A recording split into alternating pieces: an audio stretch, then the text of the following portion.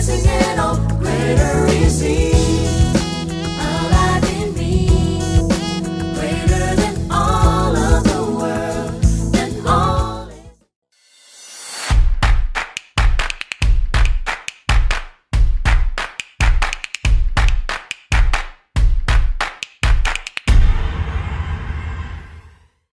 Selamat pagi, selamat hari Minggu saudara-saudaraku.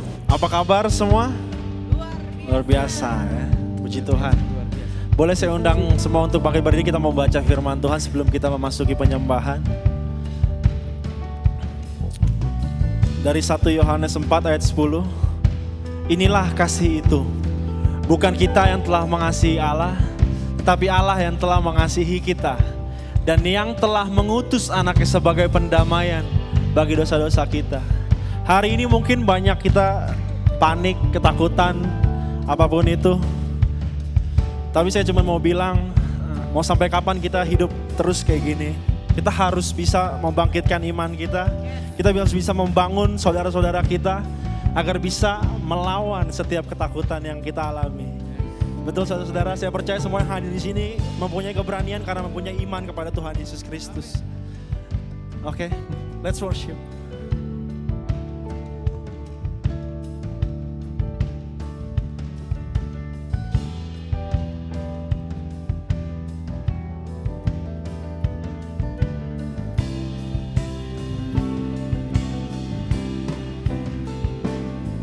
How great, how great, how great is your love. How great, how great, how great is your love. How great, how great, how great is your love for us. Sing how great, how great, how great, how great is your love. How great, how great, how great is your love.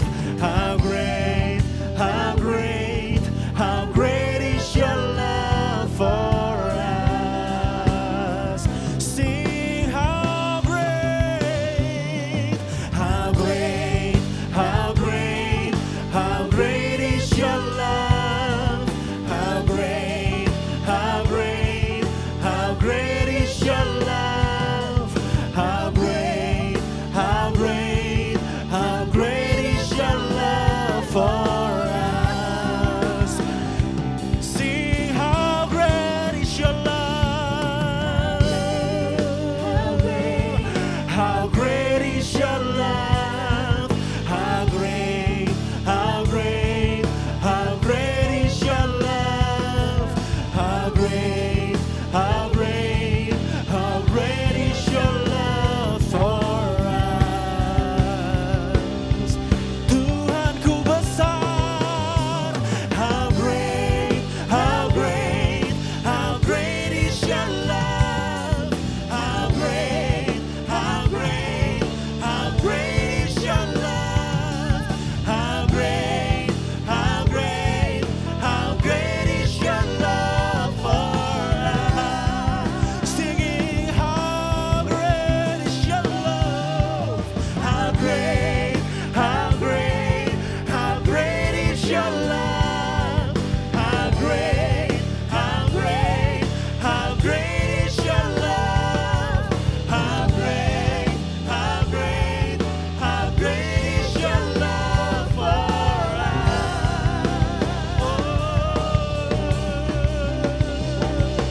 How great, how great, how great is your love.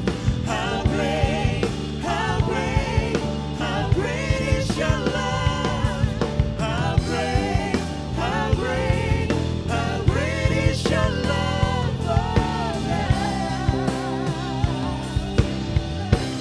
Dancing's my soul. Dancing's my soul. How great your love is. How great your love is. Dancing's my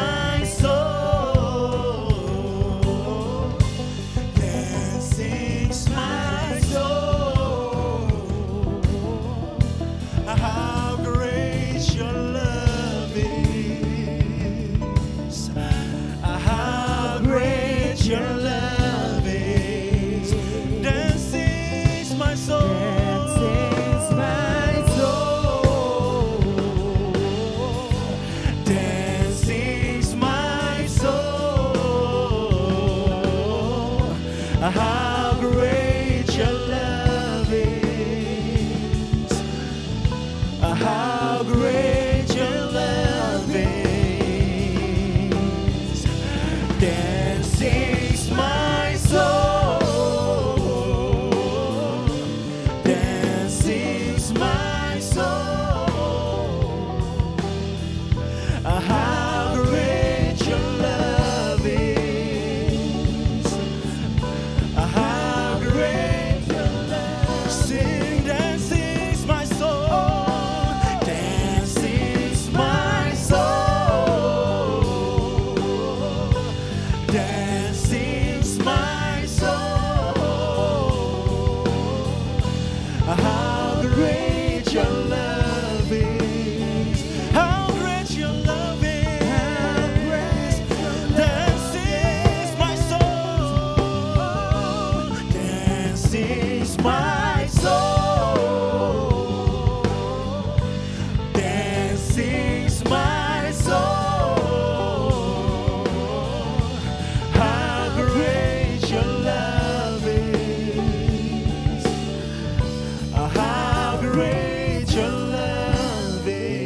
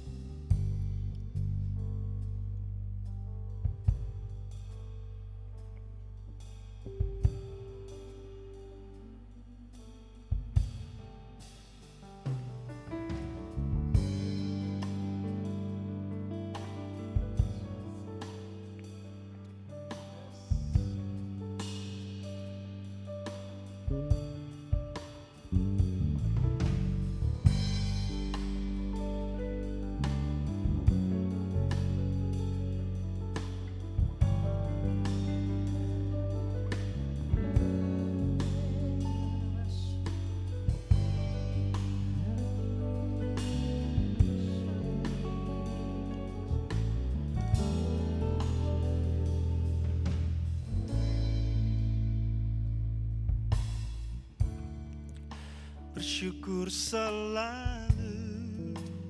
bagi kasih-Mu dalam hidupku. Dan takkan ku ragu atas rencana-Mu untuk masa depanku. Sebagai Bapa yang baik, takkan pernah Kau melupakanku. Sebagai Bapa yang sangat baik, takkan pernah Kau meninggalkanku. Ku kan menari dan bersuka karena-Mu, oh Yesusku, dan ku kan minum air-Mu bagai rusa rindu. Selalu ku hidup dalam-Mu dan hidup-Mu di dalamku, oh Yesusku, Kau sangat ku cinta.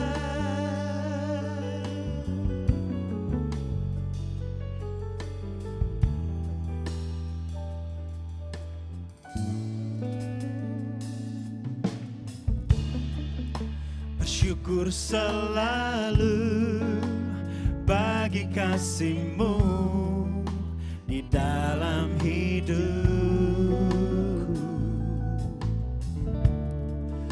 Dan takkan ku ragu atas rencana-Mu untuk masa depanku. Sebagai Bapa yang baik, takkan pernah kau melupakanku. Sebagai Bapa yang sangat baik, takkan pernah kau meninggalkanku. Ku kan menari dan bersuka karenamu, oh Yesusku, dan ku kan minum airmu bagai rusa rindu selalu. Ku hidup dalammu dan hidupmu di dalamku, oh Yesus. Ku kan menari dan bersuka karenamu, oh Yesusku, dan ku kan minum airmu bagai rusa rindu selalu. Ku hidup dalammu dan hidupmu di dalamku, oh Yesusku. Ku kan menari dan bersuka karenamu, oh Yesusku, dan ku kan minum airmu bagai rusa rindu selalu. Ku hidup dalammu dan hidupmu di dalamku, oh Yesus. Ku kan menari dan bersuka karenamu, oh Yesusku, dan ku kan minum airmu bagai rusa rindu selalu. Ku hidup dalammu dan hidupmu di dalamku, oh Yesusku. Ku kan menari dan bersuka karenamu, oh Yesusku, dan ku kan minum airmu bagai rusa rindu selalu. Ku hidup dalammu dan hidupmu di dalamku, oh Yesusku. Ku kan menari dan bersuka karenamu, oh Yesusku, dan ku kan minum airmu bagai rusa rindu selalu. Ku hidup dalammu dan hidupmu di dalamku, oh Yesus. Ku kan menari dan bersuka karenamu, oh Yesusku, dan ku kan minum airmu bagai rusa rindu selalu. Ku hidup dalammu dan hidupmu di dalamku, oh Yesusku. Oh Yesusku. Oh Yesusku. Kau sangat ku cinta. Kau sangat ku cinta, Yesus.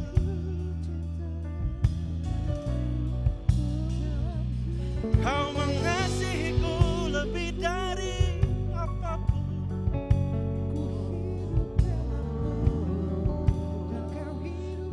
Kau membuktikan Engkau besar. Kau buktikan Engkau berkuasa atas hidupku. Engkau yang memerintah di hidupku. Sebab Engkau mempunyai rancangan yang besar, rancangan damai sejahtera. Oh, Engkau gunung batuku, kekuatan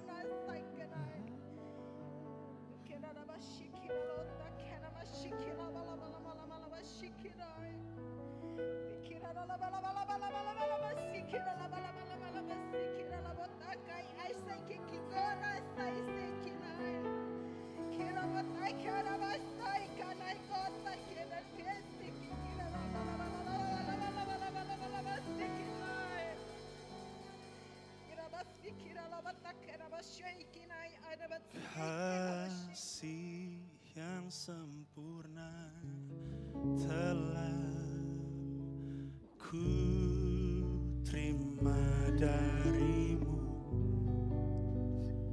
bukan karena kebaikanmu, karena oleh kasihan-Mu yang Kau berikan aku, layakkan ku untuk dapat memanggil-Mu Bapa. Kau beri yang ku minta saat ku mencari, ku mendapatkan.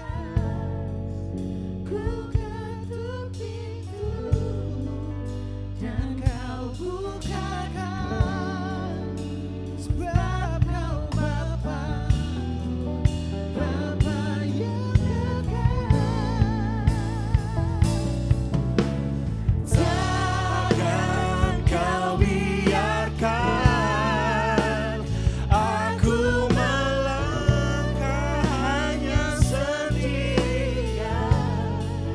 Kau selalu ada bagiku, sebab Kau Bapakku, Bapa yang kekal.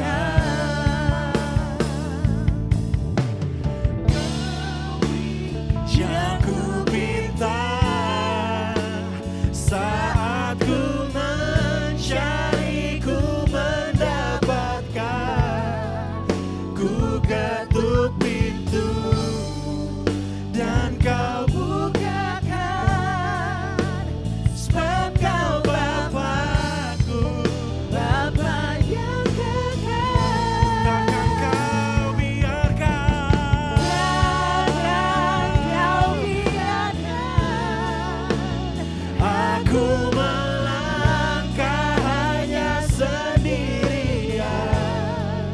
Kau selalu ada bagiku, sebab Kau Bapakku, Bapa yang kekal.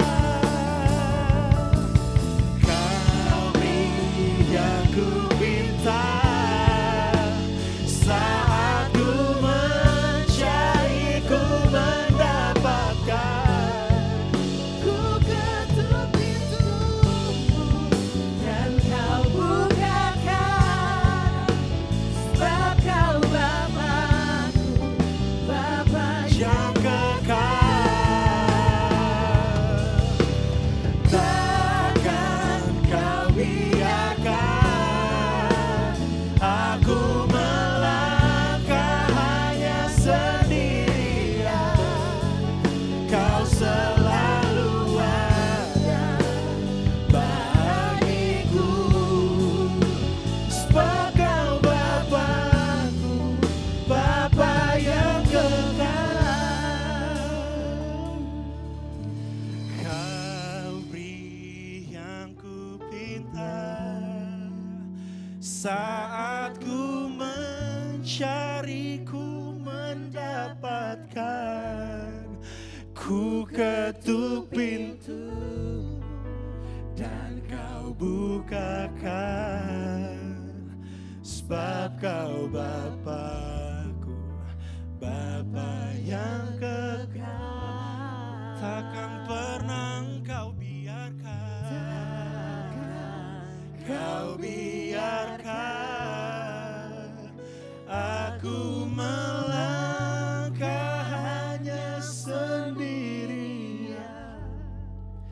Kau selalu ada bagiku, sebab kau Bapa-Ku, Bapa yang Kau selalu ada.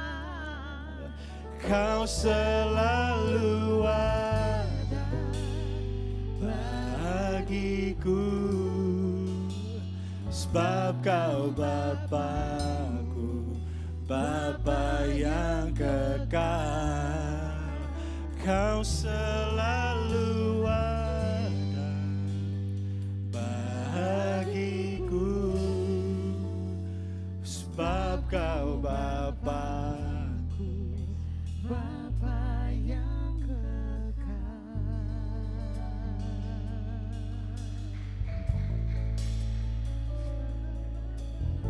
Ku kagum hormat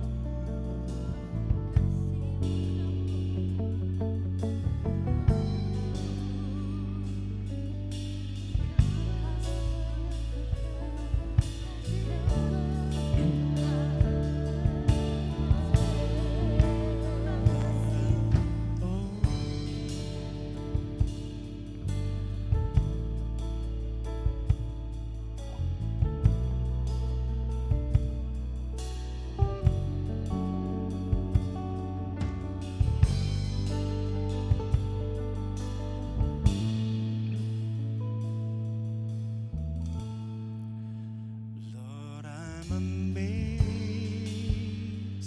by you. Lord, I'm amazed by you. Lord, I'm amazed by you. How you love me. Lord, I'm amazed by you. Say,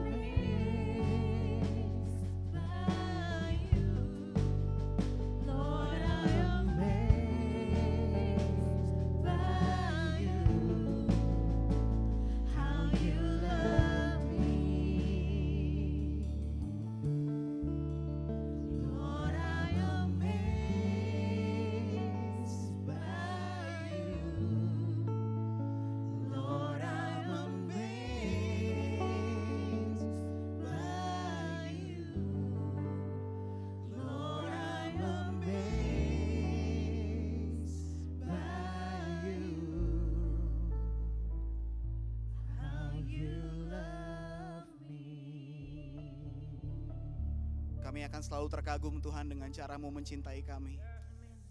Kami gak bisa banggakan cinta kami kepadamu karena kami selalu gagal tiap hari. Tapi kami bisa banggakan cinta-Mu buat kami karena kamu gak pernah gagal buat kami Tuhan. Terima kasih untuk cinta-Mu yang gak pernah gagal buat kehidupan kami. Terima kasih untuk kasih-Mu yang selalu menyertai kami. Bahkan saat kami dalam kondisi terendah pun Kau ada buat kami. Bahkan saat kami bersorak-sorai Engkau ada bersama kami Tuhan. Kami hanya bisa mensyukuri bahwa harta paling mahal yang bisa kami miliki adalah Kristus dalam kehidupan kami. Terima kasih untuk kasih karunia-Mu yang gak pernah berakhir. Terima kasih untuk kesempatan demi kesempatan yang Kau berikan buat kami Tuhan. Walaupun kami berkali-kali gagal dan jatuh Bapa. Tapi kami pengen jadi orang-orang yang berubah mulai hari ini Bapa. Kami mau jadi orang-orang yang turut dengan kehendak-Mu Bapa. Kami mau tunjukkan kalau kami sayang sama Engkau Tuhan melalui ketaatan kami Bapa. Kami gak mau jadi sama dengan dunia karena kami tahu kami dipanggil untuk berbeda Bapa. Dan kami ingin mengasihi-Mu dengan segala yang kami punya. Terima kasih Tuhan untuk pengajaran-Mu. Terima kasih untuk pemahaman yang Kau berikan buat kami. Terima kasih untuk kasih-Mu yang gak pernah berakhir. Berikan buat kami apa yang dunia gak bisa berikan Tuhan. Karena kami tahu pengharapan sejati hanya ada di dalam nama Kristus Yesus. Di dalam nama-Mu kami berdoa dan mengucap syukur. Amin. Amin. Boleh berikan apresiasi buat teman-teman tim worship. Silakan duduk Bapak Ibu Saudara sekalian. Gila deg-degan juga ya ada di sini ternyata. Saya biasanya ada di belakang situ. Tapi hari ini dapat amanat untuk berdiri di depan sini. Beberapa bulan lalu istri saya udah duluan. Ternyata kayak gini rasanya, saya baru tahu rasanya. Selamat pagi buat Bapak Ibu Saudara yang mungkin kalau belum pernah kenal, nama saya Berli Kumahua. Kalau ada yang baca flyers-nya, itu flyers-nya akibat dari Pastor Mike Tenggala ya, maksa ada PS di depannya. Padahal saya bilang jangan, karena saya bukan pastor, saya cuma musisi aja. Tapi saya akan percaya bahwa kita semua dipanggil untuk memberitakan kabar baik. Dan dimanapun kita ditempatkan, kita harus selalu siap memberi jawab atas apa kasih karunia yang kita miliki dan pengharapan yang kita punya. Makanya saya berdiri di sini bukan karena saya pintar, tapi hanya karena saya sayang sama Tuhan dan saya pengen share apa yang saya dapat pada siang hari ini, pagi hari ini. Siang ya, udah siang ya, oke. Tema kita bulan ini kita masuk di tema zealous. Ini berat banget sih sebenarnya buat saya. Saya tuh dari dulu ya Bapak Ibu Saudara, latar belakang saya datang dari gereja Presbyterian. Jadi kalau tiap kali dengar kata-kata zealous tuh kayak jealous gitu, cemburu. Oh Allah kita Allah yang pencemburu. Kita kayak sering banget dengar kata-kata itu dari kita masih sekolah minggu mungkin. Tapi saya mencoba menyelami lagi bahwa ternyata it's more than that. Itu lebih dari sekedar rasa cemburu, lebih dari sekedar rasa memiliki gitu. Tapi ini bicara tentang cinta yang menyala-nyala. Nah ayat yang kita ambil buat tema bulan ini dari Roma 12 ayat 11. Janganlah hendaknya kerajinanmu kendor, biarlah rohmu menyala-nyala dan layanilah Tuhan. Bahasa Inggrisnya never be lacking in zeal, but keep your spiritual fervor serving the Lord. Nah apa sih zeal itu? Saya coba cari bahasa aslinya di kamus bahasa Ibrani. Terjemahannya adalah kana. Ini ada di situ. Bacanya kaunau. Ya gitu deh. Saya belum les bahasa Ibrani, nanti kalau saya ada les saya info lagi cara ngomongnya yang benar kayak gimana. Cuman seperti itu ya yang tertulis. Nah artinya itu adalah to be zealous, jealous or envious, move to, provoke to. Jadi saking kita punya rasa cinta yang sedemikian hebatnya zealous ini, kita bisa tergerak oleh karena perasaan itu. Kita bisa, apa ya, bahasa Indonesianya yang enak. Iri itu gak enak ya didengarnya. Cemburu lah, cemburu bener. Kayak saya kalau misalnya, saya jujur aja, saya orangnya pencemburu. Kalau istri saya ngobrol sama laki-laki aja tuh saya udah dari jauh udah kayak, apa ini? Ada apa gitu. Nah saya ngebayangin cintanya Tuhan sama kita tuh kayak harusnya kayak suami istri gitu. Kayak Tuhan tuh segitunya sama kita kayak, salah satu contoh paling bagus, saya mau ambil dari ayat, kita buka di Bilangan 25 ayat 11. Nah ini, Pinhas anak Eleazar, anak Imam Harun telah menyurutkan murkaku daripada orang Israel karena ia begitu giat membela kehormatanku di tengah-tengah mereka sehingga tidaklah kuhabisi orang Israel dalam cemburuku. Bahasa Inggrisnya, Phinehas the son of Eleazar, the son of Aaron the priest, has turned back my wrath from the children of Israel because he was zealous with my zeal among them so that I do not consume the children of Israel in my zeal. Ini kalau kita baca konteks keseluruhan ayat ini, pasal ini, itu sebenarnya agak serem-serem dikit ya Bapak Ibu Saudara. Era-era itu ya agak serem-serem dikit karena si Pinhas ini saking dia cintanya sama Tuhan sampai dia harus, ya baca sendiri aja deh. Biar terbukti nanti baca firman Tuhan ya. Cuman basically yang Tuhan lagi bilang gini, Si Pinehas ini segitu cintanya sama Tuhan sampai dia melakukan sesuatu karena dia gak suka nama Tuhan dicemooh, karena dia gak suka jemaat Israel menyembah Allah yang lain. Ini ada cerita panjangnya, nanti kalau dibuka pasalnya mereka lagi nyembah Baal apa segala macam. Inti dari semuanya adalah Pinehas gak suka kalau rakyat Israel yang harusnya menyembah Allah yang hidup memilih untuk menyembah dan bahkan nikah sama orang-orang Moab yang menyembah berhala. Jadi saking cintanya dia sampai rela bikin apa aja buat Tuhannya. Gitu. Ini salah satu contoh yang buat saya, mungkin kalau orang lihatnya kok sadis banget sih gitu. Tapi saya sangat yakin dan percaya dia melakukan ini dasarnya, motivasinya, latar belakangnya adalah kasih. Karena dia cinta sama Tuhan, dia tergila-gila sama Tuhan, dia lakukan itu semua. Nah buat saya, harusnya kita sebagai pengikut Kristus hari-hari ini, semua yang kita lakukan, semua tindakan yang kita lakukan harusnya driving force-nya adalah kasih. Yang menggerakkan kita harusnya adalah kasih. Let everything we do be done out of love. Jadi kalau kita lagi mau bikin apapun, kita cek dasarnya, motivasinya apa nih? Kayak teman-teman mungkin yang pelayanan di sini, worship, team worship gitu. Apa sih motivasinya mereka bangun pagi-pagi jam 8:30, bahkan kemarin harus swab antigen dulu ya karena situasi lagi lumayan seru kan. Jadi saya info, sorry nih geng, boleh gak swab antigen? Dan saya bilang apa adanya, saya bilang, guys antigen kalau lu butuh bantuan, dana, it's okay, gue dengan senang hati akan memprovide buat kalian. Terus mereka bilang, enggak, gue mau swab antigen sendiri. Kenapa? Karena ini adalah bagian tanggung jawab gue. Bahkan adalah satu mereka bilang, bisa melayani aja adalah sebuah anugerah. Bisa melayani Tuhan aja adalah sebuah anugerah. Swab antigen doang kecil buat gue, dia bilang gitu. Jadi saya bisa melihat bahwa motivasi mereka melakukan ini, not for the fame. Emang dapat apa dari sini? Dapat AMI Awards gitu, kelar main? Enggak. Apa albumnya langsung mendadak didengerin semua sama bapak ibu saudara? Enggak juga gitu. Tapi karena cinta, everything that they do it out of love. Karena saya bagian dari worship team, jadi saya selalu membanggakan worship team dikit boleh ya. Tapi saya akan percaya semua, bahkan semua departemen, ya ada Robi di sebelah sana, ada teman-teman di belakang sana, di sebelah di FOH. Apa sih yang menjadi motivasi mereka melakukan ini semua? Ada teman kita Gamal dari Bogor, dia harus berangkat jam 6:30 pagi supaya bisa nyampe sini jam 8. Tadi nyampe juga masih belum dibuka lagi kuncinya ya. Karena pagi banget dia nyampe. Dasarnya apa? Kasih. Cintanya dia buat Tuhan, cintanya kita buat Tuhan harusnya jadi driving force kita dalam melakukan apapun. Nah, karena kita bicara tentang temanya zealous, harusnya yang kita bahas kitanya kan. Gimana kita mencintai Tuhan dengan segenap hati, dengan segenap jiwa. Tapi buat saya, cintanya kita tuh gagal buat Tuhan. Ayolah, let's just be fair. Hampir tiap hari pasti cinta kita buat Tuhan gagal. Karena Tuhan Yesus sendiri bilang, kalau kamu mengasihi aku, kamu mentaati perintahku. Dalam sehari berapa banyak kita mentaati perintah Kristus? Sama-sama, saya juga gitu, kita semua. Makanya saya bilang cinta kita buat Tuhan tuh kecenderungannya gagal. Tapi puji Tuhan, kasihnya Tuhan buat kita gak pernah gagal. Makanya saya pengen fokusnya kita bicara tentang kasihnya Tuhan aja. Gak usah ngomongin kasihnya kita karena kasihnya kita gak sempurna. Sementara kasihnya Tuhan lebih dari sempurna, lebih dari cukup. So kita akan fokus di situ. Makanya saya bilang let everything we do be done out of love. Kenapa kita harus kayak begitu? Karena Tuhan pun begitu. Semua yang Tuhan lakukan buat kita dasarnya adalah cinta kasih. Kasih sayangnya Tuhan buat kita, kasih setianya buat kita adalah dasar dari semua yang dilakukan buat kita. Kenapa Tuhan mencipta? Kasih. Alasan Tuhan mencipta semuanya ini, kasih, dasarnya kasih. Dia melihat semuanya indah, dia melihat semuanya bagus, kasih. Alasan Tuhan menciptakan manusia, supaya manusia tahu rasanya dikasihi dan mengasihi. Orang harusnya kita berkasih-kasihan. Adam kan harusnya berkasih-kasihan sama Tuhan terus-menerus ya. Tapi karena kegagalan, karena dosa, dia terpisah. Tapi sebetulnya basic tujuan utamanya adalah supaya manusia bisa mengasihi dan tahu rasanya dikasihi. Dan bahkan waktu dia sendirian pun dikasih Hawa, biar tahu juga rasanya saling mengasihi gitu. Walaupun ujung-ujungnya ya kita udah tahu ceritanya ya. Mungkin salah satu alasan kenapa perempuan suka agak susah milih tempat makan mungkin karena dulu gagal pilih makanan ya karena buah. Enggak ya, bercanda. Jangan terlalu serius, saya jadi ikutan tegang kalau kayak gitu. Soalnya biasanya kalau cewek gitu kan, makan di mana kita? Nggak tahu, serah. Nanti begitu dibilang ini nggak mau. Sushi lagi nggak pengen sushi, steak lagi nggak pengen steak.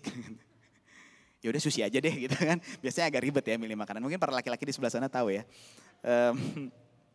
Tapi itu maksudnya gini, pada akhirnya alasannya adalah untuk kita tahu rasanya mengasihi dan dikasihi. Nah ini yang seru.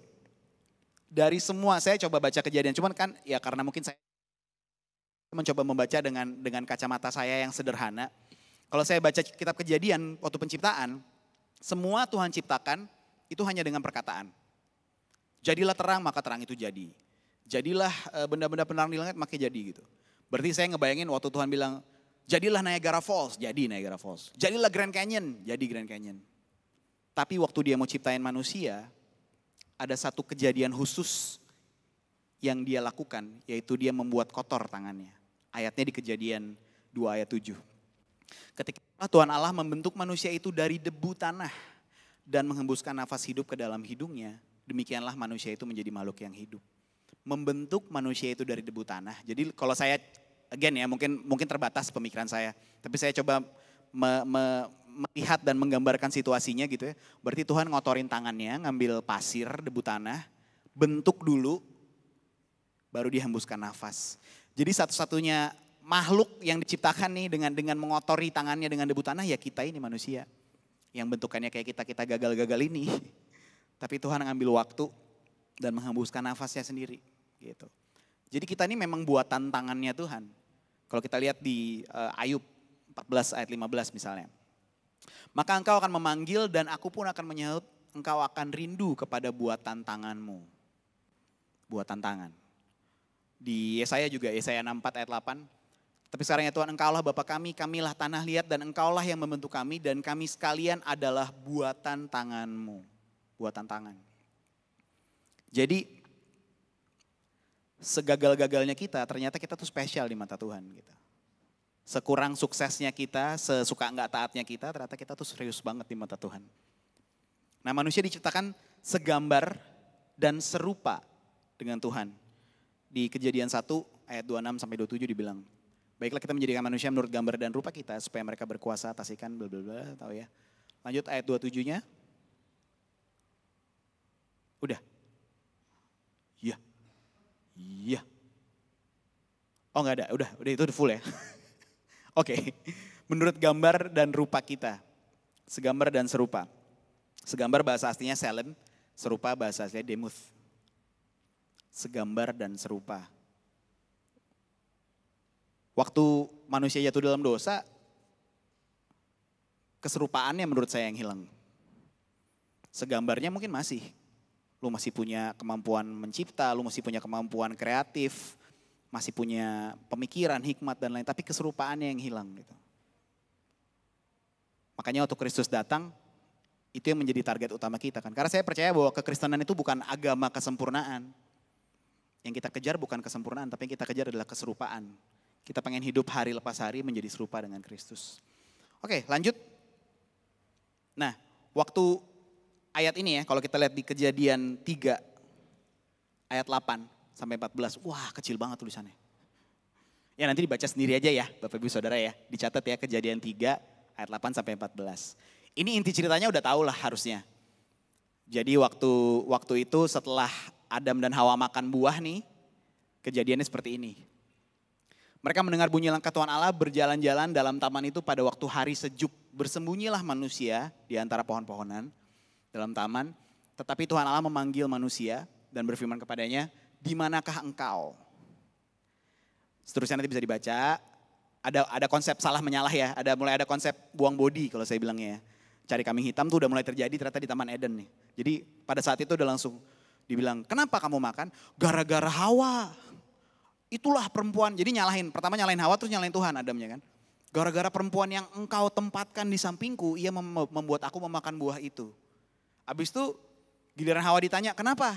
Hawa juga bilang, gara-gara ular. Nah udah mulai gak mau ngambil kesalahan buat diri sendiri, udah dimulai di Taman Eden. Nah cuman saya yakin dan percaya pertanyaan Tuhan waktu dia bilang, di manakah engkau? Bukan karena Tuhan gak tahu Adam sama Hawa ngumpet di balik pohon-pohonan. Saya yakin dan percaya bahwa he's an all knowing God gitu. Dia tahu semuanya. Bahkan kejadian waktu makannya juga pasti dia tahu gitu. Tapi waktu dia tanya, sebetulnya lagi dia tanya ke Adam, bukan di manakah engkau sebagai seorang yang ngumpet di balik pohon. Tapi yang lagi dia tanya, di manakah kesetiaanmu Adam? Kamu udah janji loh sama saya, gak makan buah yang itu. Gue udah bilang sama lu, kasih tahu istri lu jangan makan tuh buah. Tapi lu tetap lakuin. Jadi sebenarnya Tuhan lagi tanya bukan lu ada di mana, lu gak kelihatan, bukan itu. Tapi di mana kesetiaan kamu? Di mana kesetiaan dan kasihmu buat saya? Kenapa kamu lakuin itu? Saya coba refer back ke tadi waktu saya bilang, Kristus bilang kalau kita mengasihi dia, harusnya kita mentaati perintahnya. Makanya kesetiaan dan ketaatan itu selalu berjalan beriringan harusnya kan. Karena pada akhirnya itu akan merefleksikan kasih kita gitu. Saya kalau sama anak saya, kalau dia lagi gak taat, lagi gak nurut, dia bisa sebel banget gitu. Dan kadang-kadang saya ngerasa, lu gak sayang sama gue ya gitu. Terus dia akan, sayang papa, sayang. Kalau lu sayang lu harusnya nurut dong gitu. Karena udah jadi bapak ya, jadi udah mulai tahu rasanya gitu. Ternyata seperti itu gitu yang saya lihat. Yang Tuhan tanya bukan posisinya dia di mana, tapi yang dia tanya, where's your love? Where's your faithfulness? Nah, seringkali kita waktu sekolah minggu kita baca, terus kita pikir gini, setelah kejadian itu, Adam dan Hawa diusir dari Taman Eden ya kan. Terus nanti ada gambar, apa sih kemarin baru di-share lagi sama Pastor Mike, baru di-share di grup tuh, ada gambar pakai pedang yang menyala-nyala ya kan. Terus dibilang, bucin pertama di dunia namanya Adam. Keluar dari Taman Eden demi ayang, gitu. Demi ayang Hawa. Gitu. Tapi kan gambarnya langsung sadis banget kan gitu, pakai pedang gitu, nggak boleh masuk lagi gitu. Tapi saya selalu notice gini, setelah kejadian mereka makan buah pun, mereka jatuh dalam dosa, ada proses dulu. Dan prosesnya itu Tuhan masih tetap tunjukin kasihnya. Kita lihat di Kejadian 3 ayat 21. Dan Tuhan Allah membuat pakaian dari kulit binatang untuk manusia dan untuk istrinya itu, lalu mengenakannya kepada mereka. Dia ambil waktu loh untuk bilang gini, lu gak cocok pakai pohon-pohonan, warnanya gak bagus sama mata lo, gak cocok gitu. Masih sempet Tuhan mikir kayak gitu. Dalam keadaan ini lagi nyebelin loh. Kurang mengasihi apa kalau saya bilang gitu. Kita dapat konsepnya langsung sekolah minggu, makan buah, pergi, usir gitu. Tapi enggak, ternyata ada proses gitu. Dan kalau saya mencoba dengan menganalisa dengan, lagi-lagi dengan cara berpikir yang mungkin terlalu simple ya, terlalu sederhana. Tapi saya mikir gini, membuat pakaian dari kulit binatang, berarti ada binatang yang dikorbankan tuh hari itu. Sekedar buat bikinin baju, buat diberikan kepada si Adam dan Hawa yang baru bikin dosa. Segitunya Tuhan sama manusia dan segitunya dia sama kita hari-hari ini. Even waktu kita gagal pun, waktu kita bikin sesuatu yang gak bener pun Tuhan masih ada sama kita. Dan dia masih ngasih tahu, it's okay nak, yuk bangun yuk gitu. Kalau kita suka pakai bahasa kan, yuk ayo bisa yuk gitu. Kayak buat saya tuh kayak setiap kali kita jatuh, buat saya pribadi tiap saya jatuh Tuhan kayak yuk bisa yuk ayo. Jangan gitu lagi tapi ya gitu. Jadi segitunya Tuhan mengasihi kita. Nah tadi alasan-alasan saya udah share, ada alasan Tuhan mencipta, alasan Tuhan menciptakan manusia, alasan Tuhan siapin Bahtera Nuh. Cinta kasih juga gitu. Sesebel-sebelnya dia sama manusia dia masih mikirin oke, nextnya apa ya gitu. Lalu alasan Tuhan bawa keluar Abraham dari kaumnya. Cinta kasih juga. Alasan bawa keluar Israel dari Mesir, cinta kasih juga. Semua yang dia lakukan karena cinta kasih. Bahkan sampai Ayub masuk dalam pencobaan gitu ya. Kita kan pikirnya Ayub tuh keren banget. Jadilah seperti Ayub yang begitu mengenal Tuhan sampai. Tapi kalau saya baca bener-bener ya, Ayub tuh ada sombong rohani dikit loh orangnya. Dia bisa bilang, enggak gue gak salah kok. Gitu. Agak sombong rohani dikit gitu ya. Agak self-righteous dikit. Nah yang Tuhan lagi tunjukin gini waktu kejadian Ayub, Tuhan lagi bilang gini, motivasinya harusnya cinta Ayub, bukan cuma sekedar ritual religi, tapi cinta kasih. Let all that we do be done out of love. Nah ini juga salah satu yang buat saya spesial banget. Dulu tuh saya baca ini, waktu saya masih kecil saya bingung kok ini kejadian waktu Tuhan Yesus marah di Bait Allah ya. Kok Tuhan marah sih gitu. Kok Yesus Kristus marah? Kenapa sih dia marah-marah di Bait Allah? Habis itu saya waktu itu, again karena saya datang dari latar belakang gereja Presbyterian, pemikiran saya sangat simpel. Jadi kalau di gereja Presbiter tuh Bapak Ibu Saudara pulang hari Minggu biasanya di luar ada yang jualan sate babi, ada yang jualan lalampa, ada yang jualan panada. Itu saya sempat agak otoy dikit, saya bilang, harusnya mereka gak boleh jualan di sini. Karena ini adalah bait Allah. Kristus marah gitu. Jadi saya sempat agak anti dan gak pernah mau beli gitu. Saya gak mau beli. Walaupun sangat menggoda baunya ya kalau baru-baru keluar. Apalagi udah ada pisang goreng, roa ya kan, sambel tuh udah aduh gitu. Cuman nanti Tuhan marah gitu. Kita kadang-kadang suka ngeliat covernya aja, kita gagal nangkep message di balik itu. Nah menurut saya alasan Tuhan Yesus marah di bait Allah itu karena cinta kasih. Kalau kita buka ayatnya di Yohanes 2 ayat 17-19. Maka teringatlah murid-murid, ini setelah dia marah, bahwa ada tertulis cinta untuk rumahmu menghanguskan aku. Orang Yahudi menantang Yesus katanya, tanda apakah dapat engkau tunjukkan kepada kami bahwa engkau berhak bertindak demikian. Jawab Yesus kepada mereka, rombak bait Allah ini dan dalam 3 hari aku akan mendirikannya kembali. Kita tahu bahwa pada akhirnya ini berbicara tentang Tuhan Yesus yang mati dan bangkit dalam 3 hari. Tapi poin yang saya mau ambil yang di atas, cinta untuk rumahmu menghanguskan aku. Kenapa sih Yesus harus marah-marah di bait Allah? Problemnya bukan masalah di jualannya itu ya saya dengan nalar yang seadanya, analisa yang pernah saya baca. Pada masa itu mereka jualan korban-korban bakarannya yang harusnya dipersiapkan dari rumah masing-masing, harusnya mereka persiapkan sebagai bentuk korban penghapus dosa. Tapi biar gampang, udah ada yang bikin, udah ada yang siapin, udah kosher, tinggal beli aja di lokasi gitu. Jadi kayak datang-datang tinggal ongkang-ongkang kaki, ya beli deh gue mau ngaku dosa gitu. Padahal kan motivasinya harusnya bukan itu. Motivasinya lu sadar lu bikin dosa, di rumah lu upaya cari domba, cari apa, cari burung merpati untuk bawa persembahan penghapus dosa ke Tuhan.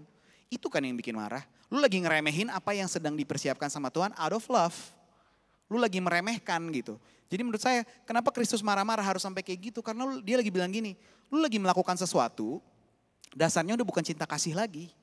Lu lagi bikin kacau semuanya gitu. Bukan karena rasa cinta datang ke bait Allah ngaku dosa, karena pengen membangun hubungan sama Tuhan. Enggak, tapi biar gampang aja. Biar gue lepas dari tulah, biar gue lepas dari kutuk. Jadi motivasinya udah gak sama gitu. Yang terakhir udah jelas, alasan Kristus mau mati di kayu salib buat kita semua. Cinta kasih, gak ada yang lain. Kehilangan paling banyak kok. Udah gitu dia udah mati buat kita juga kadang-kadang suka lupa. Kadang-kadang buat saya, kita sering dengar kata-kata Kristus mati buat saya di kayu salib. Sering diucapkan berkali-kali sampai kita kadang lupa meaningnya. Lupa artinya. Kalau kita ngomong sendok 300 kali, artinya mulai hilang tuh sendok. Sampai arti ke-100 udah mulai hilang. Sendok tuh apa ya? Udah mulai enggak ngeh. Nah kita yang mungkin besar brought up di gereja, kita sering dengar kata kasih karunia. Penebusan dosa, harga darah yang mahal. Tapi kadang-kadang kita lupa artinya karena kita sering dengar jadi sesuatu yang biasa aja gitu. Nah buat saya mari kita kembali melihat cinta kasih Tuhan sebagai harta yang paling mahal buat kehidupan kita. Dan harusnya cinta kasihnya dia kita respon dengan cinta kasih yang menyala-nyala juga gitu. Nah Mazmur 69 ayat 9 bilang gini. Sebab ini yang tadi dikutip di Yohanes. Sebab cinta untuk rumahmu menghanguskan aku dan kata-kata yang mencela engkau telah menimpa aku. Bahasa Inggrisnya, because zeal for your house has eaten me up and the reproaches of those who reproach you have fallen on me. Pernah gak sih kita dibenci karena kita pengikut Kristus? Selalu kali. Even di dalam geng pengikut Kristus aja, kalau kita udah mulai terlalu serius pelayanan, kita mulai dianggap sok suci nih. Ah lu udah gak asik deh sekarang, udah gak bisa diajak nongkrong, ya kan? Atau kalau lu mulai fokus sama visi, walaupun bersama-sama nih, tapi lu mulai fokus sama visi yang dari Tuhan, yang lain enggak. Lu pasti akan kayak dianggap, lu ribet banget sih, santai aja kali, relax aja kali bro, gitu kan. Dan ini yang saya baca di Pemazmur bilang gitu, kata-kata yang mencela engkau telah menimpa aku. Kita juga ikutan kena imbasnya nih, karena orang-orang yang sebel sama Tuhan gitu. Kita juga bisa kena imbasnya. Nah tapi buat saya, cintanya Kristus tuh semahal itu harusnya. Sampai kita rela ngelepasin apa aja. Karena gak ada yang lebih berharga dari itu. Bahkan kan Paulus bilang, aku menganggap semuanya seperti sampah. Gak ada artinya gitu. Bayangin Paulus bisa ngomong kayak gitu. Paulus tuh orang yang, kan makanya saya selalu bilang kalau orang punya khotbah dan motivasinya adalah, ikut Kristus kamu akan sukses. Bukan MLM Bapak Ibu Saudara. Ikut Kristus maka kamu akan baik-baik saja. Kamu akan selalu senang. Kata siapa? Apa kabar Paulus? Begitu ikut Kristus kehidupannya berbanding terbalik banget loh. Yang tadinya dia dihormati, bahkan Stefanus mau mati aja dia bisa ikutan kayak sikat bro. Bisa gitu. Tapi begitu dia tinggalin itu semua, dia yang dikejar-kejar, dia yang mau dibunuh, dia kehilangan semua. Tapi dia masih bisa bilang, ini harta yang paling mahal, semua gue anggap sampah. Harusnya kita pengikut Kristus punya pemahaman seperti ini, bahwa cintanya tuh kita buat Tuhan harus menghanguskan kita gitu. Sampai angus bos, sampai kebakar abis gitu, nyala terus gitu. Nah tapi again, dasarnya apa? 1 Yohanes 4 ayat 10. Tuhan itu terlebih dahulu mengasihi kita. Ya kan? Di 1 Yohanes 4 ayat 10 dibilang, boleh 1 Yohanes 4 ayat 10? Nah, inilah kasih itu bukan kita yang telah mengasihi Allah, tetapi Allah yang telah mengasihi kita dan yang telah mengutus anaknya sebagai pendamaian bagi dosa-dosa kita. Dan bahkan Tuhan mengasihi kita waktu kita masih berdosa. Saya tiap kali ingat ini langsung keinget kisah pertobatan saya pribadi. 2015 saya benar-benar bertobat ikut Tuhan. Dari dulu juga ada Kristen, dari dulu juga ada pelayanan, dari dulu juga udah ngajar sekolah minggu. Tapi benar-benar ngerti namanya hidup dalam Kristus itu baru 2015. Jadi umur saya sekarang baru 7 tahun dalam Kristus sebetulnya. Karena saya masih anak-anak. Karena saya baru benar-benar ngerti Tuhan udah sayang sama saya waktu saya belum sayang sama dia. Tuhan udah cinta sama saya waktu saya gak peduli sama dia. Roma 5 ayat 8 bilang, Allah menunjukkan kasihnya kepada kita oleh karena Kristus telah mati untuk kita ketika kita masih berdosa. Kita masih gak beres aja, masih ngawur aja, dia udah mati. Saya masih belum becus, saya masih gak jelas di luar sana, Tuhan udah sayang sama saya dan dia udah mati buat saya. Gitu. Nah, 1 Yohanes 4 ayat 8. Barang siapa tidak mengasihi, ia tidak mengenal Allah sebab Allah adalah kasih. Ada lagunya dulu kalau saya sekolah minggu. Allah adalah kasih. Allah adalah. Saya waktu itu juga pas dari saya ngajar sekolah minggu pun mengucapkan kata-kata ini berulang-ulang kali. Tapi saya kadang-kadang gak nangkep maksudnya. Allah itu adalah kasih. Allah itu bukan sekedar memiliki kasih. Tetapi pribadi Allah itu sendiri adalah kasih. Kalau kita memiliki sesuatu, kita bisa kehabisan sesuatu. Kita bisa kehilangan sesuatu, kita bisa kekurangan sesuatu. Tapi ini Allah nggak mungkin bisa berhenti mengasihi kita karena dia sendiri itu sebagai pribadi adalah kasih itu sendiri. Full of love gitu, full of grace and love. Jadi buat kita yang mungkin ngerasa gagal hari-hari ini, don't run away from God, but run to God. Jangan lari dari Tuhan, tapi malah lari menuju Tuhan karena dia punya kasih yang berlimpah. Dia sendiri adalah kasih. Di dalam dia kita dikasihi. Di dalam dia kita ketemu identitas kita yang sebenarnya. Di dalam dia kita bisa bilang I am beloved. Ada amin? Wah, ini udah mulai ngantuk atau gimana? Tenang, masih ada sekitar 300 slide lagi. Oh enggak, enggak. 1 Korintus 13 ayat 13. Demikianlah tinggal ketiga hal ini yaitu iman, pengharapan, dan kasih. Dan yang paling besar diantaranya ialah kasih. Udah sering lah ya dibaca ini. Udah hafal banget. Kasih harus menjadi dasar segala apapun yang kita kerjakan. Kasih kita kepada Tuhan harusnya menjadi driving force dalam apapun yang kita buat. Kolose 3 ayat 23, ini salah satu ayat favorit saya. Dan kalau kita gak pakai ayat ini, kita bisa pakai berbagai excuse untuk gak jadi excellent. Gue gak pengen excellent karena bos gue orangnya gak asik. Udah gitu dia bukan orang percaya. Udah gitu dia kalau ngasih gaji juga gajinya kecil, gak pernah naik dari dulu. Ini banyak alasan yang kita bisa buat. Atau kalau saya di dunia musik misalnya. Ya udah datangnya gak on time aja, orang bayarnya juga telat kok. Gak ditransfer gitu.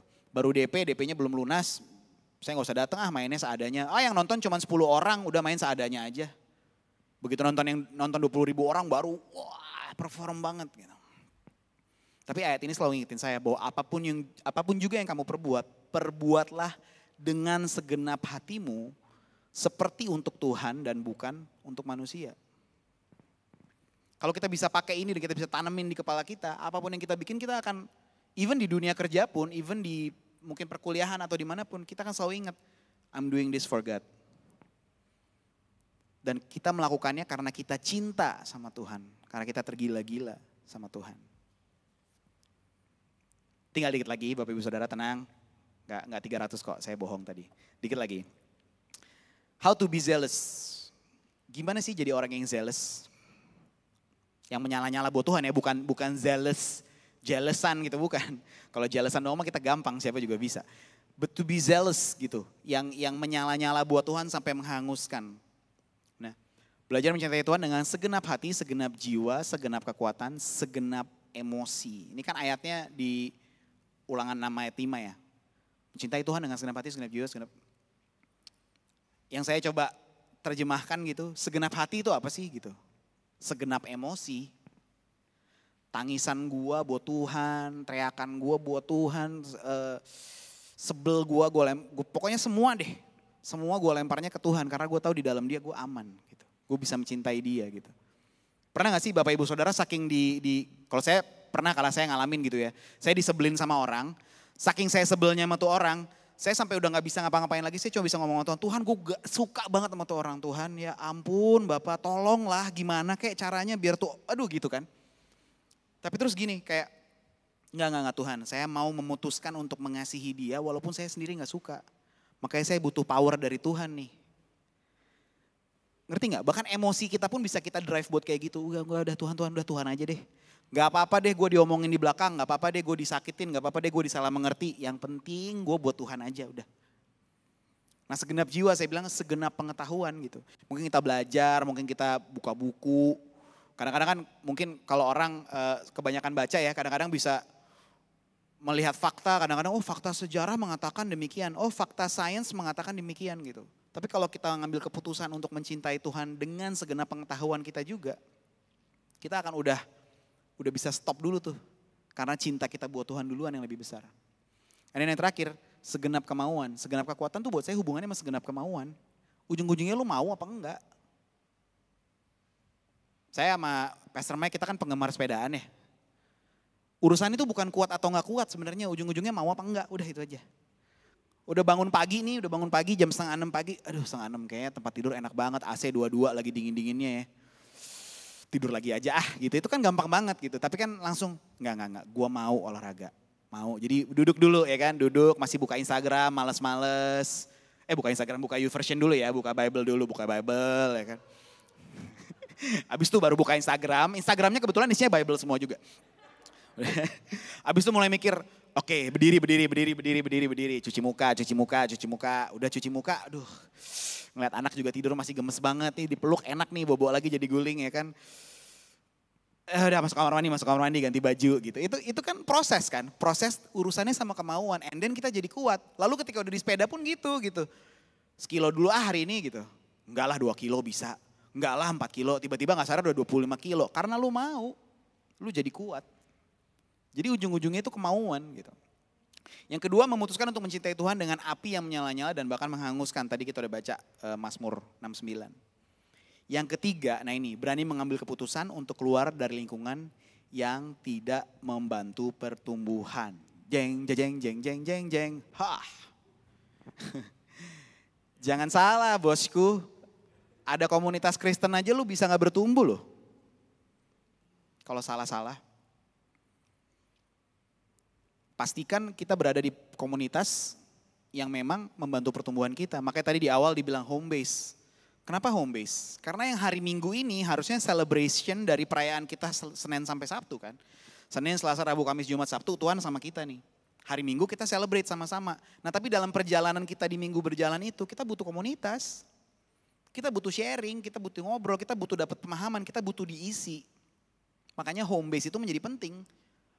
Yang orang bilang komsel, kecil, sel group, apapun live group itu penting karena itu yang membangun kita sebagai pribadi pada akhirnya. Waktu kita ngadepin masalah-masalah yang real, yang gak bisa ditengking pakai ayat ya. Kita butuh komunitas, kita butuh orang-orang yang bisa membantu pertumbuhan kita. Nah di Mazmur dibilang, blessed is the man who walks not in the counsel of the ungodly, nor stands in the path of sinners, in the blah blah blah blah, but his delight is in the law of the Lord. Nah 1 Korintus 15 ayat 33 juga bilang ini, janganlah kamu sesat, pergaulan yang buruk merusakkan kebiasaan yang baik. Iya dong, kebiasaan yang baik itu akan berubah karena normalisasi yang ada di lingkungan kita. Oke, saya kasih contoh. Ini saya menjadi terbuka sedikit, menjadi fragile sedikit ya, gak apa-apa ya. Tapi saya akan share dengan gampang karena itu bukan saya lagi. Dulu, buat saya ngeganja itu hal yang biasa. Everybody's doing it. di komunitas saya di dunia musik, apalagi di dunia jazz. Kelihatannya aja rapi-rapi dari luar, belakang ngumpet ada barang nih bro, yuk. Normalisasi, jadinya biasa karena semua orang melakukannya gitu. Sebuah kegiatan yang dilakukan terus-menerus menjadi kebiasaan. Sebuah kebiasaan yang dilakukan bersama-sama menjadi budaya. Nah kalau budayanya melegalisasi perganjaan, ya kita semua yang ada di dalam budaya itu akan biasa aja. Makanya kita butuh dipanggil keluar, step out dari situ, supaya kita bisa lihat, ngaco gue dulu ya. And then kita masuk di sebuah komunitas, nah yang ini nih yang tergila-gila sama Tuhan. Yang ini nih yang bukan cuma rajin gereja tapi hidupnya setiap hari buat Tuhan. Makanya saya bilang penting banget buat kita berani ngambil keputusan untuk keluar dari hubungan lingkungan yang gak baik dan gak membantu pertumbuhan kita. Karena pertumbuhan itu dipengaruhi sama lingkungannya kok. Kenapa sih kita selalu disamakan sama pohon, disamakan sama buah, anggur apa segala macam? Karena pertumbuhan itu berhubungan sama apa yang ada di sekitarnya. Mau bibitnya bagus kek, tapi kalau tanahnya jelek ya jelek aja. Mau bibitnya bagus tapi kalau di dekatnya gak ada sumber air ya gak akan tumbuh juga.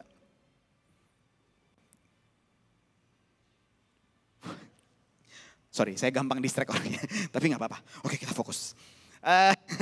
Itu jadi 3 hal itu ya. Kita mencintai Tuhan dengan segenap hati, segenap jiwa, segenap kekuatan. Mencintai Tuhan dengan api yang menyala-nyala dan bahkan menghanguskan diri kita sendiri. Menghanguskan ego kita, menghanguskan kemalasan kita, menghanguskan ketidaktepatan kita. Dan yang terakhir berani mengambil keputusan untuk keluar dari lingkungan yang gak membantu pertumbuhan. Nah saya ada video, saya mau share dikit ini sebelum saya tutup. Ada satu video, boleh tim worship boleh naik. Ada video yang saya pengen share. Boleh dikerasin suaranya?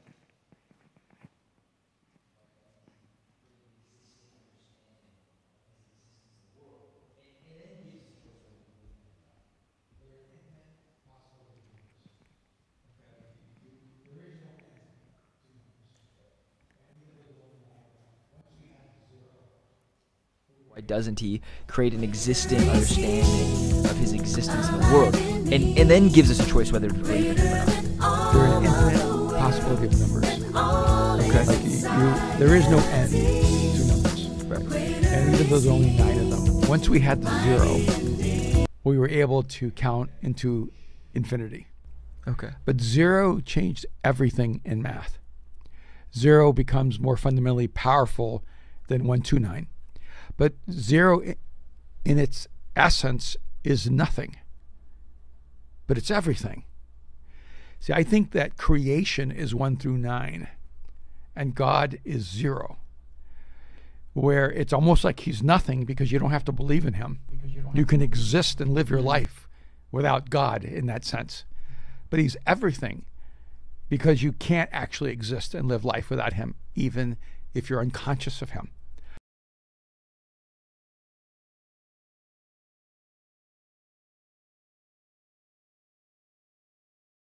Angka 0 itu mengubah semuanya di matematika dia bilang.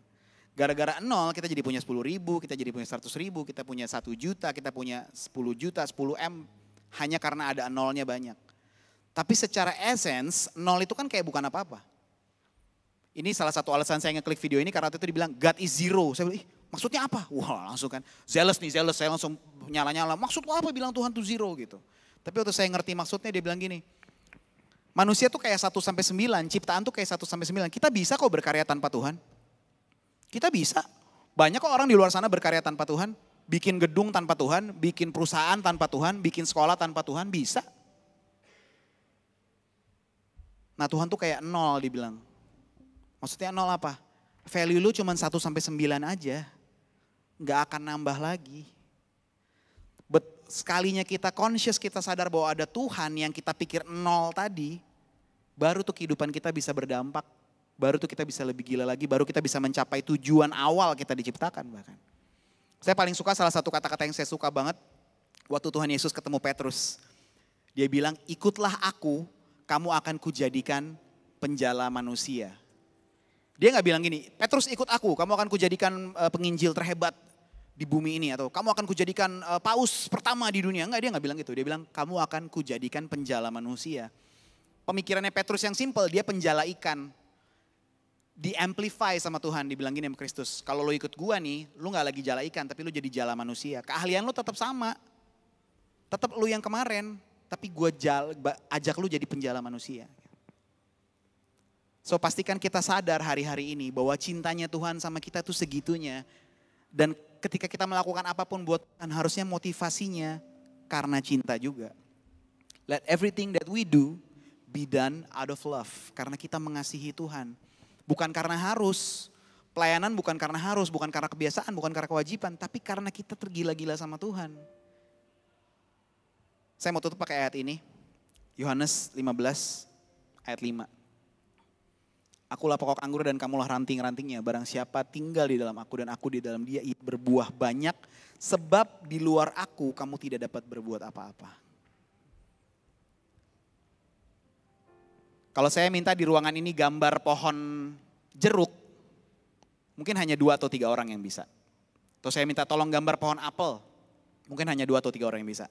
Tapi once saya bilang tolong gambar buah apel dan buah jeruk, saya bisa jamin hampir semua yang ada di ruangan ini bisa gambar. Walaupun gambarnya seadanya. Tinggal yang penting ada marker warna biru, warna merah sama warna orange aja udah jadi tuh buah apel. Kita akan lebih notice buahnya dibanding pohonnya. Kenapa? Karena akhirnya yang bisa dinikmati orang adalah buahnya. Kehidupan kita dimanapun ujung-ujungnya berbuah atau enggak. Dan ayat ini dengan jelas menyatakan di dalam Kristus kita berbuah. Di luar Kristus kita gak jadi apa-apa. Kita bisa jadi orang yang powerful, kita bisa jadi orang yang keren, kita bisa jadi orang yang paling sukses. Tapi berbuah atau enggak. Jadi dampak atau enggak. Dan lebih penting lagi ini, buahnya itu pada akhirnya harusnya membawa orang ketemu Kristus melalui buah kita. Buah yang kita hasilkan membuat orang kenal Kristus.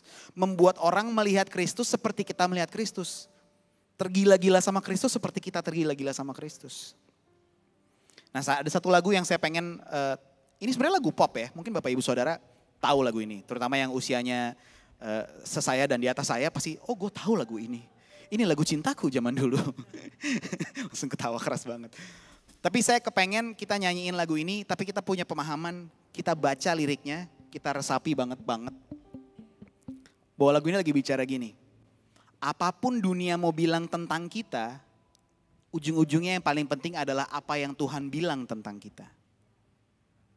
Seperti apapun dunia mau mendefinisikan kita, pada akhirnya lebih penting definisi Tuhan tentang hidup kita. Saya biangnya didefinisiin sama orang, oh si Berry tuh orangnya dominan, oh si Berry tuh orangnya gak mau ngalah, orangnya tuh egois, dia suka ngatur begini.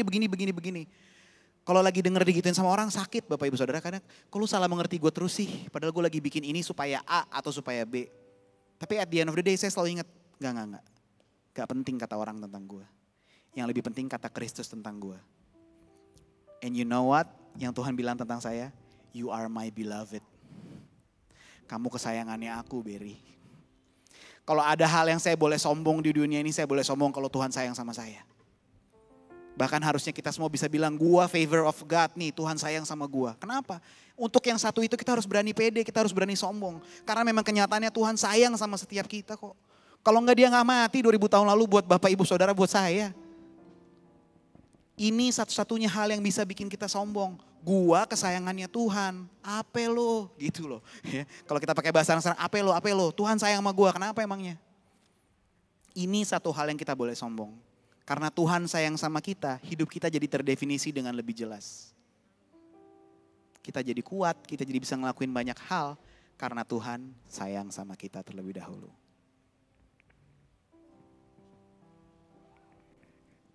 For all the signs you stood by me, for all the truth that you made me see, for all the joy you brought to my life, for all the wrong that you made right, for every dream you made come true, for all the love I found in you, I'll be forever thankful, Jesus. You're the one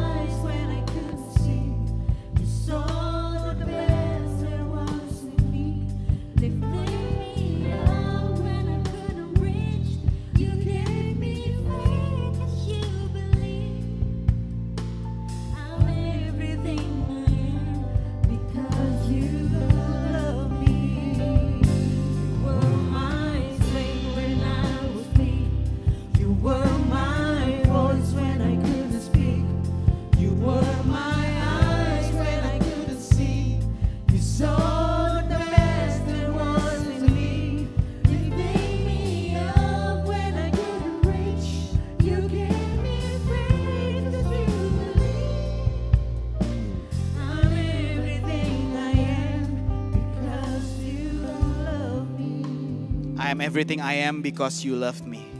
Saya ada hari ini karena Tuhan sayang sama saya. Bapak Ibu Saudara ada hari ini karena Tuhan sayang sama Bapak Ibu Saudara.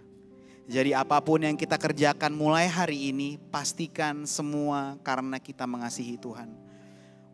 Bukan supaya Tuhan sayang sama kita, tapi justru karena Tuhan terlebih dahulu sayang sama kita. Sehingga yang bisa kita lakukan in response adalah sayang balik sama Tuhan. Kalau pagi hari ini ada Bapak Ibu Saudara yang mungkin baru pertama kali datang ke ibadah atau mungkin belum terima Kristus sebagai Tuhan dan Juru Selamat, saya undang Bapak Ibu Saudara untuk mau terima Tuhan Kristus sebagai Tuhan dan Juru Selamat buat Bapak Ibu Saudara pribadi. Karena pada akhirnya keputusan pengenalan dan keputusan untuk mengikut Tuhan itu datang dari pribadi lepas pribadi. Bukan hanya secara kolektif. Tapi keputusan yang kita ambil dalam hati kita hari ini itu menentukan hubungan kita sama Tuhan. Mari kita berdoa sama-sama, kita doa yang simple. Saya gak akan minta berdiri, angkat tangan atau apapun. Saya cuma mau kita berdoa yang simple. Izinkan saya pimpin. Kalau mungkin yang online, yang nonton di rumah juga mungkin merasakan yang sama. Jadikan ini kesempatan, momentum untuk reconnect sama Tuhan mungkin. Atau renew your faith sama Tuhan.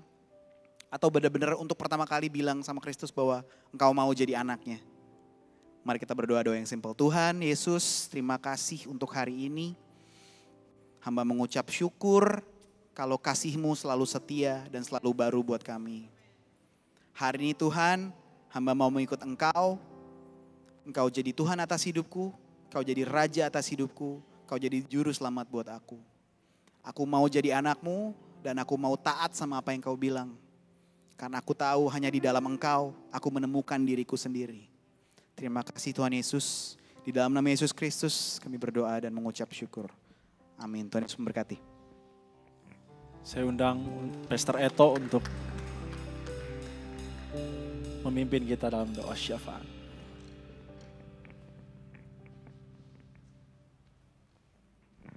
Thank you Berry. Berikan tepuk tangan buat Berry Likumahua. Yuk kita bangkit berdiri teman-teman. Ada yang baru pertama kali hadir di sini mungkin? Ada yang pertama kali hadir? Nyesel loh kalau nggak ngaku. Karena Pastor Michael Tenggala akan memberikan, itu Michael. Mike, lihat tuh Mike. Berapa orang tuh Michael kasih hadiah Mike. Luar, berikan tepuk tangan dong buat yang baru pertama kali hadir. Selamat datang di City Freedom. Anda berada di tempat yang tepat sekali.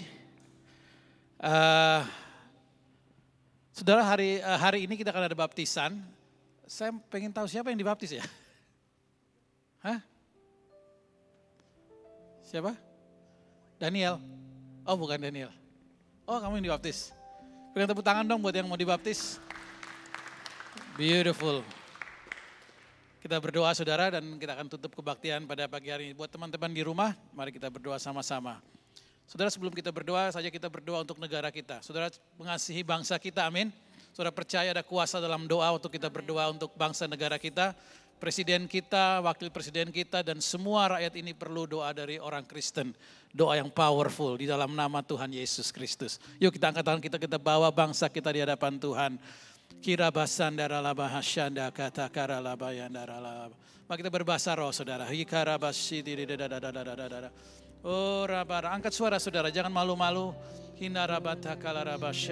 Tuhan kami memberkati bangsa kami Indonesia. Kami berdoa, kami tahu Tuhan mencintai Pak Jokowi, Pak Ma'ruf Amin, semua menteri-menteri dan seluruh negeri ini Tuhan. Tuhan sekalipun negara ini banyak korupsinya, banyak hal-hal yang dibuat berbelat-belit, tapi kami tahu kasih Tuhan tidak pernah belat-belit.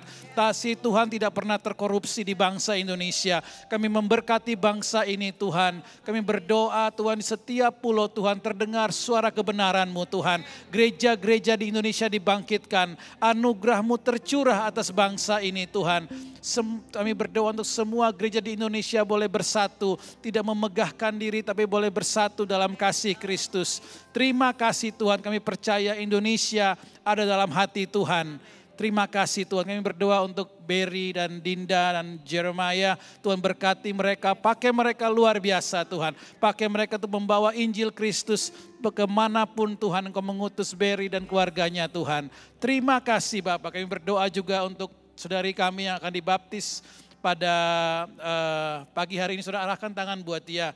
Tuhan kami berdoa dengan imannya Tuhan. Dia mau dibaptiskan di dalam nama Bapa, Anak dan Roh Kudus. Mulai dari hari ini Tuhan penuhi dengan Roh Kudus-Mu. Agar dia berjalan dalam takut akan Tuhan. Dia boleh menjadi murid-Mu, dia boleh dibimbing, dia boleh bertumbuh. Dan nama Tuhan dipermuliakan melalui kehidupannya Tuhan. Di dalam nama Tuhan Yesus Kristus. City Freedom yang terkasih, mari kita angkat tangan kita terima berkat Tuhan.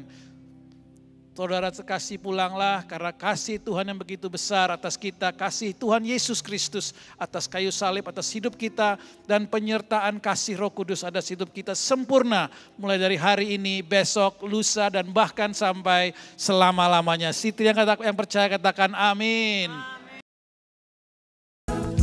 All is anxiety, greater is He, mighty indeed.